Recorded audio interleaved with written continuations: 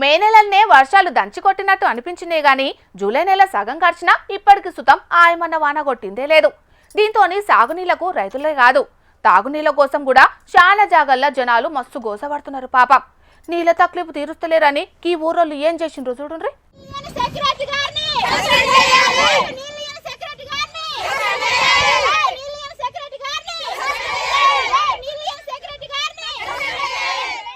పాపం గివీళ్లకు 3 నెలల సంధి తాగునీళ్లకు మస్తు గోసైతున్నదట.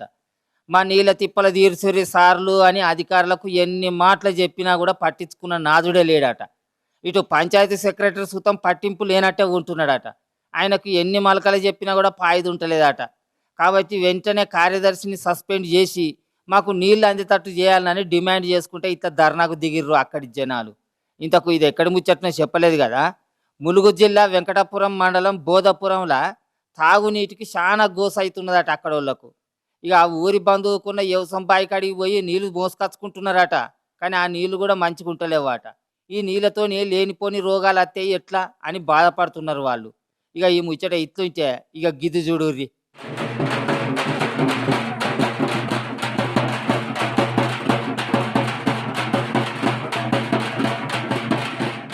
వానకాలం చాలై నెల రోజులు దాటినా కూడా ఇప్పటికి సుతం గట్టి వాన ఒక్కడి సుతం పడకపోయే వరకు రైతులు మస్తు బుగులు పడుతున్నారు. గిట్ల అయితే నాట్లెట్లా చేసుడు, అసలు వ్యవసాయం ఎట్లా చేసుడు అని రంది పడుతున్నారట రైతులు. ఇప్పటికే చాలా ఊళ్ళల్లో తీరు పూజలు సుతం చేస్తున్నారు వర్షాల కోసానికి. ఇక ఇవాళ కరీంనగర్ జిల్లా వీనవంక మండల కేంద్రంలో వర్షాలు బ్రహ్మాండంగా పడి పంటలు కూడా మంచిగా పండాలని అక్కడ కప్పతల్లి ఆట ఆడిర్రు. ఈ కప్పతల్లి ఆటతోనైనా వానదేవుడు కరుణించి వర్షాలు సరిపోయినన్ని పడేటట్టు చూడాలని అంటున్నారు. ఇక్కడ ఒక్క కాన్నే కాదు, ఇప్పుడు అంతటా గిదే పరిస్థితి ఉన్నది. వానల కోసం మొక్కని దేవుళ్ళు లేడు, చెయ్యని పూజలు లేవు అన్నట్టే ఉన్నది చాలా జాగల్లా. మరి వానదేవుడు ఎన్నడు కరుణిస్తాడో, రైతుల బాధలు ఎన్నడు తీరుస్తాడో చూడాలి మరి.